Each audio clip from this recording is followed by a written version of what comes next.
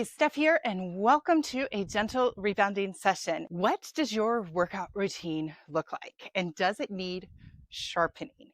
Here's what I want to tell you.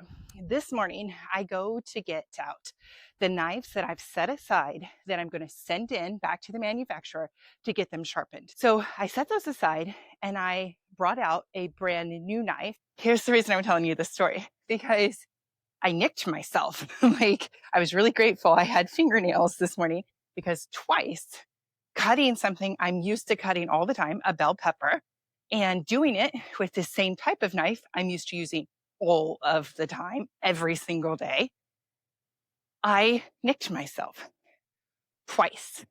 Why did that happen? Because I went from using a dull knife to using a sharp, an ultra sharp, brand new knife. Same knife, just one was dull and one was sharp. The lesson here is that we can become accustomed to something that has grown dull, has grown basic, has grown beneath our skill level. Are you tracking with me? And so when you look at, you take that lesson with the knives and you bring it back to your workout, I want you to consider if it's time for you to change things up. If maybe you need a new pace or a new level of challenge, maybe you need to integrate some new moves and do things a little bit differently so that you get a different take on your body and it's going to feel different. And the thing that I do like that I have multiple rebounders is that when I switch rebounders, because they all feel so different. And so when I change bouncing on this one compared to another brand, because I do have 3 different brands that I can bounce on, I feel differently in my body and my body gets a shake up. It's not totally extreme, but I do feel my muscles working differently because the rebounders impact my body differently. The same as if I change up my movements, then I start to feel my muscles activate and use differently. Now, the good thing is because this is resistance training and this is muscle building, that's actually a good sign for you. So if you start to feel that you're not having the same impact, you're not feeling your muscles being activated, whatever that feels like in your body, if you're not feeling that, then it's a good sign that maybe it's grown a little bit dull and needs a little bit of sharpening to bring it back so that you can reactivate and feel it in your body again, because you want to keep making progress and feeling really good about what you are doing. Yes. And so, yeah, I feel it. There's like a little nicks on my fingernail and I'm going to have to like buff that out. But it was a really sharp, pun intended, lesson this morning using those knives. And I remember the reason I got into this expensive brand of knives years and years ago is because I was in college and I was home for, I think it was winter break. And I was looking for a job and I looked in the newspaper because this is pre-internet days. And in the newspaper, there was an ad for sales reps and selling knives. I don't know why I thought that would be a good job for me, but I went to the interview. They hired me and I sat through a week of training, learning all about these knives and how to sell these knives. And one of the biggest lessons they always taught us is you want to do a demonstration with the customer and you want them to have to pull out their knife that they're using right now and have them try and cut a tomato. And we need to do our best to get a really ripe tomato, because if you try and cut a ripe tomato with a dull knife, it's not going to want to go through and you're going to bust the tomato because the tomato is so sensitive. But if you have a nice sharp knife, it will cut right through that tomato. And so that was one of the tricks that they taught us to do, and to show people the difference between a sharp knife and a dull knife, because they said, what do you think is the most dangerous, the sharp knife or the dull knife? And I remember everyone in training said, the sharp knife is the most dangerous. And don't I have this morning as evidence of that, right? But they said wrong. What is the most dangerous is not the sharp knife, because if you know how to use it, then it's not It's to your benefit, but we forget how to use it correctly because we learn how to exert extra effort or modify our positioning or do something we really shouldn't be doing because we're working with a dull knife. And that's the lesson I want to bring to you as well, is that if you settle in your workout routine, if you're not doing things correctly even, then you could be adjusting and making modifications that are not to your best interest and are not going to use your body to its maximum output advantage results. Yes.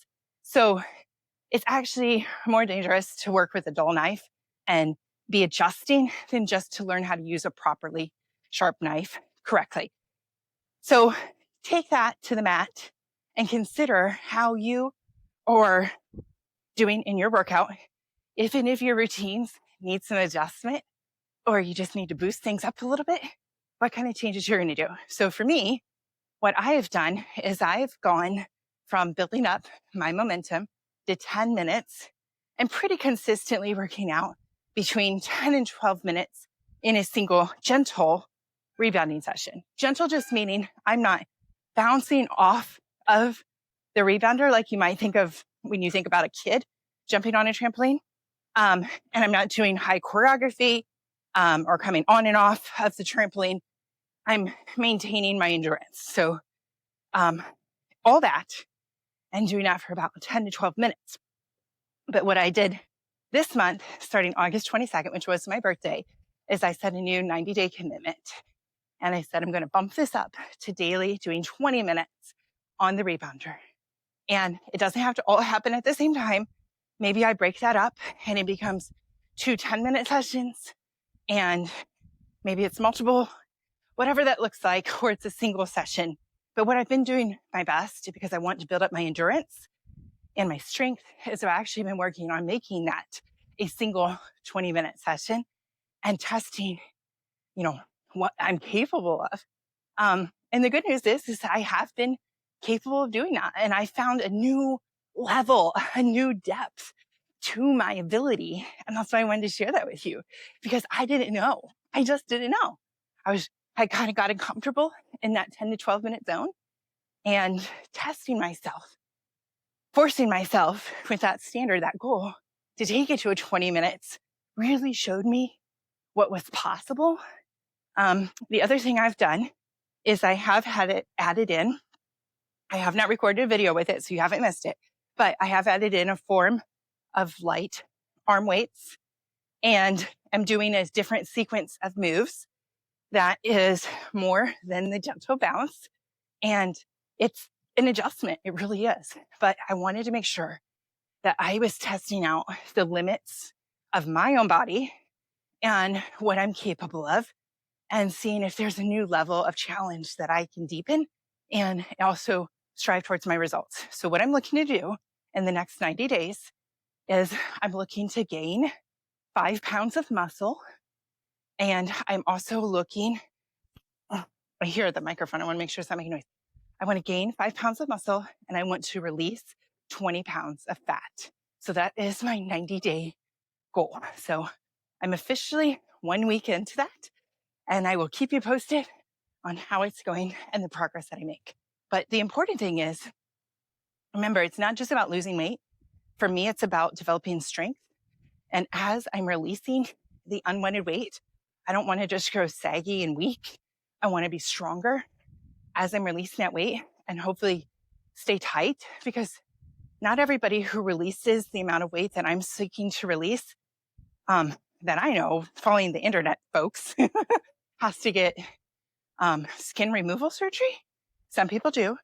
Some people, I don't think, get it. And so I'm just open to exploring if I'm doing resistance training daily, if I'm doing weight training twice a week in the gym. Is that going to keep me from having to do the weight loss surgery? I don't know. It kind of scares me.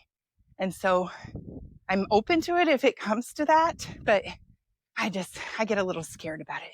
So I'm just going to do my best I'm not going to think about it. I'm just going to keep doing my training and see where it takes me from there. So resistance training on the trampoline, weight training in the gym twice a week. That's my goal. All right. Thanks so much for bouncing with me today. I hope this gave you something to think about in your own routine. What changes might you make? What new goals might you set so that you can start achieving the best results in your life on the rebounder? Happy bouncing, friend.